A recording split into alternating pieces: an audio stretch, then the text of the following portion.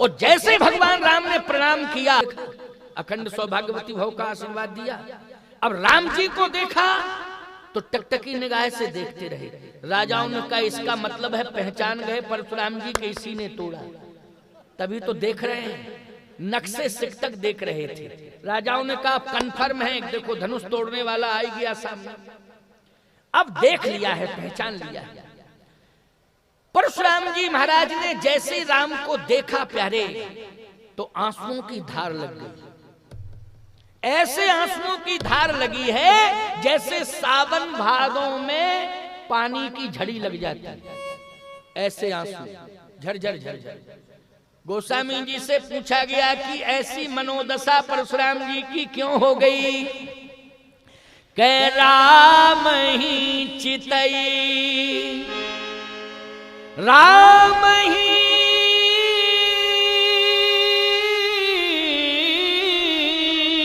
चितई,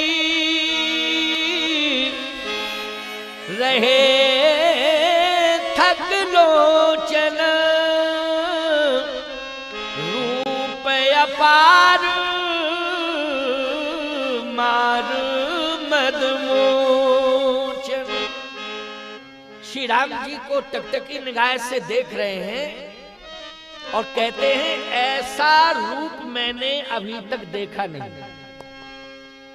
लेकिन एक बात बताएं, परशुराम जी ब्रह्मचारी हैं और ब्रह्मचारी का रूप पर आकर्षित होना ये उचित नहीं। बोलो भाई, ब्रह्मचारी रूप पर आकर्षित हो ये उचित नहीं। लेकिन परशुराम अगर तुम रूप पर आकर्षित हो रहा है तो ये लौकिक रूप नहीं है, ये भी अलौकिक रूप है। सीता जी का भी अलौकिक रूप है और राम जी का भी अलौकिक रूप है। बोलो है कि नहीं? राम जी का और सीता जी का लौकिक रूप नहीं है, अलौकिक है, अलौकिकता है। परशुराम आज मैं किसको देख रहा हूं, ये लौकिक रूप नहीं है, ये तो अलौकिक रूप है। इसका मतलब है कि ब्रह्मचारी रूप पर आकर्षित नहीं होता है, क्योंकि संसार का रूप किसी ब्रह्मचारी को आकर्षित नहीं कर सकता है। यदि ब्रह्मचारी किसी के रूप पर आकर्षित होता है तो वो जगत का रूप नहीं, वो तो जगदीश का रूप हो सकता है, क्योंकि जगदीश पर ही उसका आकर्षण रहता है। आज परशुराम क्या तेरे सामने जगदीश आ गया? आज तू किसको देख रहा है? भगवान राम हाथ जोड़े खड़े हैं, साहब वीर हैं लेकिन हैं गंभीर, हाथ जोड़े खड़े हैं। परशुराम जी महाराज टकटकी निगाह से देख रहे हैं और फिर धीरे से कहते हैं, बालक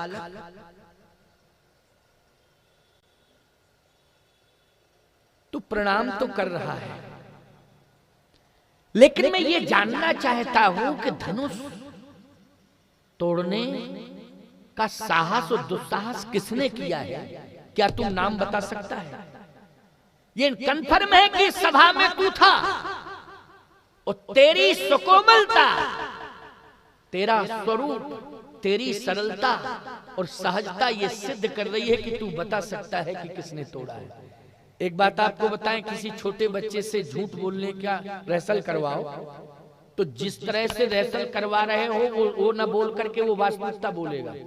जैसे मान लीजिए हम पहुंचे तुम्हारे दरवाजे पर और दरवाजा बंद हो और हम कुंडी खटखटाएं, अरे खोलो खोलो खोलो, हम आ गए हैं, स्वामी जी चित्रकूट वाले जगत गुरु हैं, खोलो खोलो। अब तुमको हमसे मिलना नहीं है तो तुम छोटे बच्चे से कहोगे जाओ कह दो कि पापा है ही नहीं।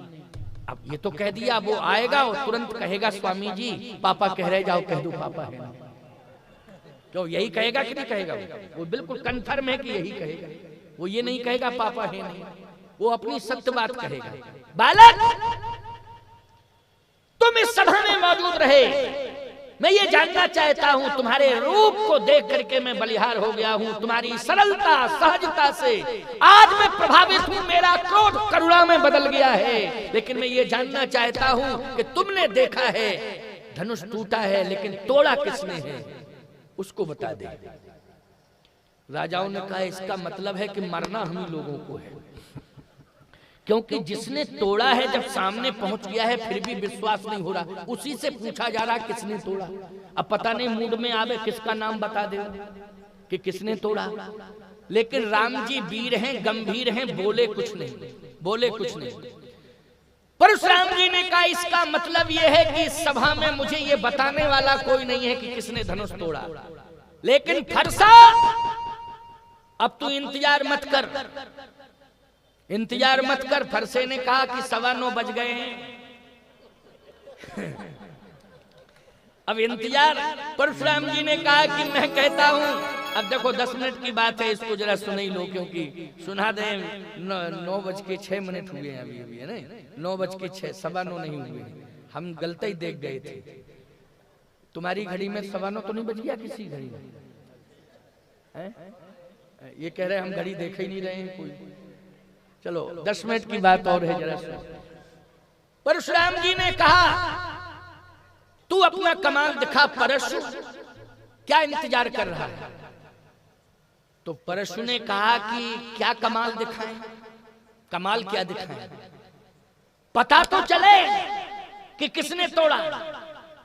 परशुराम जी ने कहा कि सुनो परशु, तुम तैयार हो जाओ, हम थोड़ा सा मौका दे रहे हैं, उस मौके में जो आ जाएगा सामने धनुष तोड़ने वाला, समझ लो सबको छोड़ दिया जाएगा, बस उसी को दंडित किया जाएगा, लेकिन मौका दे रहे हैं।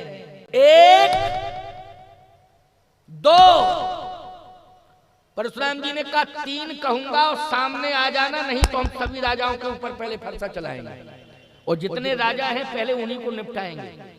राजाओं ने कहा ये कन्फर्म ही है कि मरना हम ही लोगों को है, अब मौत ही जब आ गई है तो फिर अब क्या किया जाए। तब तक एक राजा बोला सुनो, सब बच जाएंगे, कम से कम तुम बलवान हो, अपनी बहादुरी की बात कर रहे थे, तुम सीधे जाके कह दो परशुराम जी से जाके कि जो सामने सीधा साधा राजकुमार खड़ा है, हम पुरखों की कसम खा के कह रहे हैं इसी ने तोड़ा, जो सीधा साधा लग रहा है देखने में उसी ने तोड़ा, जाकर के कह दो।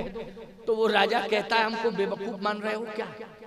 आंखें लाल लाल हैं, फरसा हाथ में लिए हैं, क्रोध कर रहे हैं, और हम जैसे ही सामने जाएं तो परशुराम जी यही समझें कि इसी ने तोड़ा, इसलिए वो दें फरसा सीधा, बोलने का मौका ही ना मिले तो मर और जाएंगे, मर जाएंगे, बोल पाएंगे नहीं, मर के मर जाएंगे।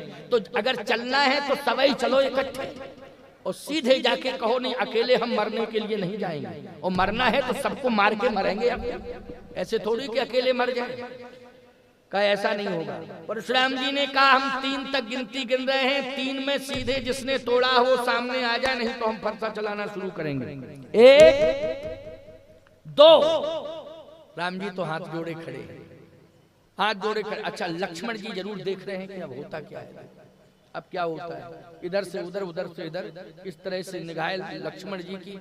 अच्छा विश्वामित्र जी महाराज भी समझ रहे हैं कि जहां राम है वहां संग्राम हो नहीं सकता।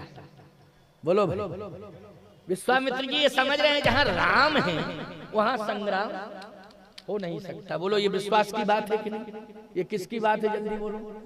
राम के सामने संग्राम, और वो भी संहार, और संहार में भी ऐसा संहार कि जहां जनक जैसा धर्मवान खड़ा हो।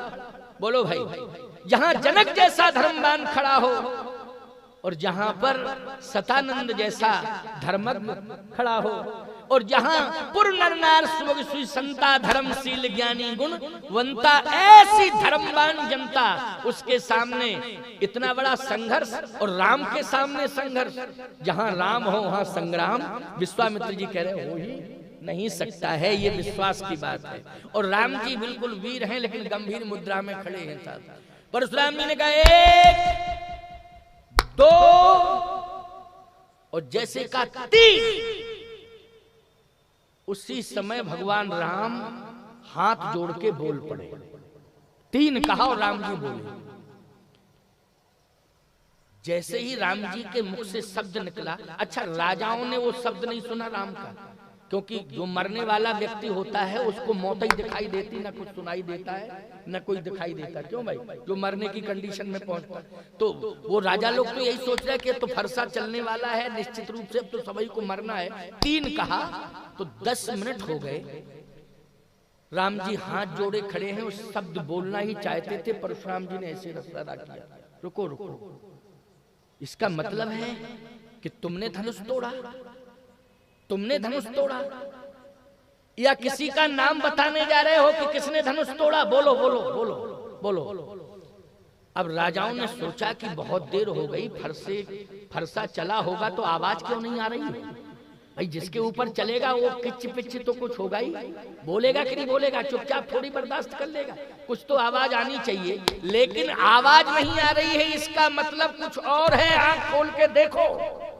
और जैसे ही आंख खोल के एक राजा ने देखा, अरे बोले सब बच गए, मौत से बच गए, प्राण बच गए, सबके मौत से छुटकारा मिल गया, खोलो आंखें। क्यों? बोले धनुष तोड़ने वाला तो सामने खड़ा है और कुछ बोलना चाहता है, अब डरने की जरूरत नहीं है। राजाओं ने लंबी सांस ली।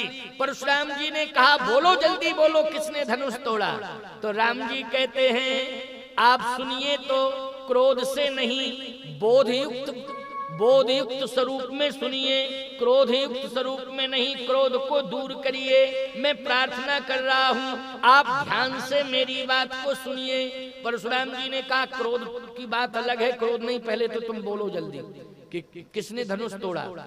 तो राम जी कहते हैं नाथ संबुधन, नाथ संबुधन भंजनहारा, हुई है कोई एक दास तुम्हारा। धनुष तोड़ने वाला साधारण नहीं, आपका दास होगा, दास। परशुराम जी ने कहा दास, तो ये बताओ इन सब में कौन दास है, जरा उसको हम समझ तो लें कि तू दास कैसा था, इसने इतनी बड़ी उद्दंडता की, जल्दी बोलो कौन है दास। अब राजा लोग सोच रहे पता नहीं किसको दास मान बैठे, वो मूड में आकर के फरसा दे दे तो मार और जाएगा। स्पष्ट नहीं बोलता है कि मैंने धनुष तोड़ा, ये कह रहा कोई दास होगा। अरे ये कहना चाहिए कि मैं ही दास हूं, मैंने तोड़ा। अरे दास ही कहना तो ये कहो मैं ही दास हूं आपका, मैंने ही तोड़ा। हुई है कोई एक दास, कोई एक दास, कोई होगा कोई दास, पता नहीं किसको दास मान बैठे। परशुराम जी ने कहा दास नहीं, वो मेरा शत्रु है, लेकिन उसका नाम बताओ, तुम धनुष किसने तोड़ा, नाम बताओ उसका। अब राम जी ने कहा महाराज कह तो चुका हूं कि कोई दास है, लेकिन आप क्रोध में समझ ही नहीं पा रहे हैं। इतना क्रोध है आपके कि आप दास को पहचान नहीं पा रहे हैं। अगर क्रोध को दूर कर दिया जाए तो दास समझ में आ जाएगा। लक्ष्मण जी ने कहा एक बात बताएं भैया, पूरा 17 तारीख तक ये सम्मेलन हो जाएगा, लेकिन फैसला नहीं हो पाएगा, फैसला नहीं हो पाएगा। क्यों? इसलिए कि आपकी लैंग्वेज और बाबा जी की लैंग्वेज में तालमेल नहीं है। आप दास कह रहे हो, वो समझ नहीं रहे, वो समझ नहीं रहे हैं। अगर आपकी आज्ञा मिल जाए तो हमारी लैंग्वेज और बाबा जी की लैंग्वेज बिल्कुल डायरेक्ट मिल रही है। अगर आपकी आज्ञा मिल जाए तो थोड़ा सा मौका दे दो कि हम बता दें कौन दास है कौन खास है। अगर आप कह देते, भगवान थोड़ा कौतुक देखते हैं, मुस्कुरा गए मन ही मन, कहे अच्छा ठीक है तुम्हारा मन है तो कुछ थोड़ा बोल लो।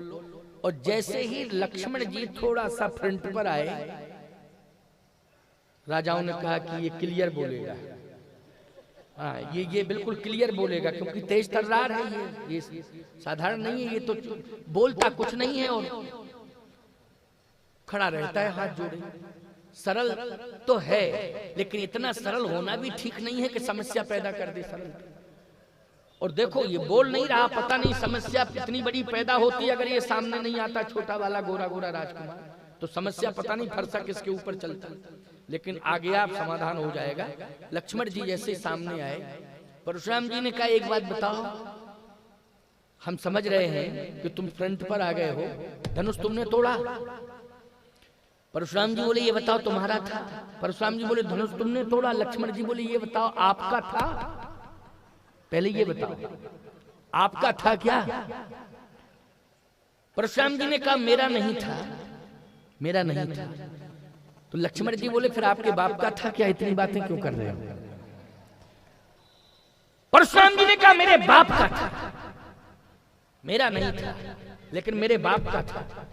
तो आपके बाप कौन है, परिचय दे दो जरा, आपके बाप हैं कौन, परिचय दे दो। कहा मैं ब्रह्मचारी हूं और मेरे विरक्त संस्कार हुए हैं और मैंने भगवान शिव को अपना गुरु माना है। विरक्त परंपरा में जो गुरु होता है वही बाप होता है।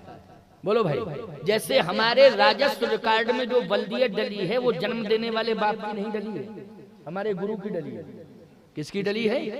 पिता के स्थान पर नाम किसका है? जन्म देने वाले बाप का नहीं है, गुरु का है। क्योंकि हम ब्रह्मचारी हैं, विरक्त हैं, इसलिए हमने पिता के स्थान पर गुरु का नाम लिखा है। तो मेरे बाप का था धनुष, तुम ठीक बोल रहे हो कि बाप का था, तो बाप का ही तो था। तो आपके बाप कौन है? का भगवान शंकर। लक्ष्मण जी बोले आपके बाप ही तोड़वाने चले आए, तब क्या दोष है फिर किसी का? आप अपने बाप से ही करिए बात। परशुराम जी ने कहा कि मेरे बाप, यदि शंकर जी आपके बाप हैं तब मैं कह रहा हूं महाराज, ध्यान से सुनना, अगर शंकर जी आपके बाप हैं, शिव जी को आपने पिता माना है, तो इस धनुष को तोड़वाने में जिम्मेदार भगवान शंकर है। और यदि इसकी पुष्टि आपको चाहिए तो आप अपने पिता से पूछो, अपने बाप से पूछो जाके। परशुराम जी ने कहा कि अगर ये सत्य है तो इस समय तो मेरे बाप विश्राम कर रहे होंगे, अब कल ही पूछेंगे उनसे। क्यों भाई? क्योंकि 9:15 बज गए हैं, अब क्लियर करेंगे कि हाँ। और ये बात बिल्कुल सत्य है कि धनुष को तोड़वाने में शंकर जी की भूमिका, किसकी भूमिका है? भगवान शंकर की भूमिका है। इसलिए ये कन्फर्म है कि शिव जी का धनुष है, वो तोड़वाने वाले कौन है? भगवान शिव हैं। और सत्य है ये, अब शिव जी हैं धनुष तोड़वाने वाले।